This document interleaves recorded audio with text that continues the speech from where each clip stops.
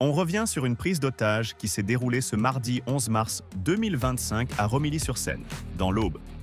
Un incident dramatique qui a mobilisé les forces de l'ordre pendant plusieurs heures. Vers 18 h, un homme armé d'un couteau a pris en otage 3 personnes dans une agence bancaire située en plein centre-ville.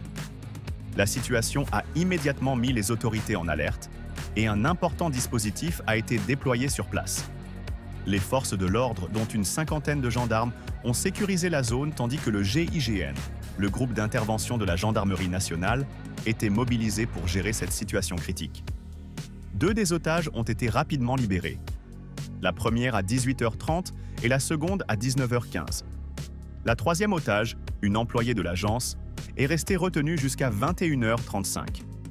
C'est grâce à une négociation réussie menée par le GIGN que la situation a pu se résoudre pacifiquement. L'otage a été libéré sans blessure et le preneur d'otage s'est rendu calmement, sans violence. Le suspect est un homme connu de la justice, bien que ses motivations restent pour l'instant inconnues. Aucun détail supplémentaire n'a été donné par la préfecture. L'homme a été placé en garde à vue après son interpellation. Parallèlement à cette prise d'otage, un autre incident a eu lieu dans le centre de Romilly-sur-Seine. Un conducteur a tenté de forcer un barrage de police. Les gendarmes ont ouvert le feu, blessant légèrement l'individu. Heureusement, les 2 événements sont totalement distincts et sans lien l'un avec l'autre. Le GIGN et les forces de l'ordre ont fait un travail exemplaire pour sécuriser la zone et gérer la situation.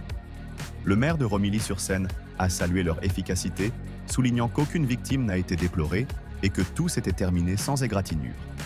Cette prise d'otage à Romilly-sur-Seine s'est terminée de façon positive grâce à la négociation et à l'intervention des forces de l'ordre.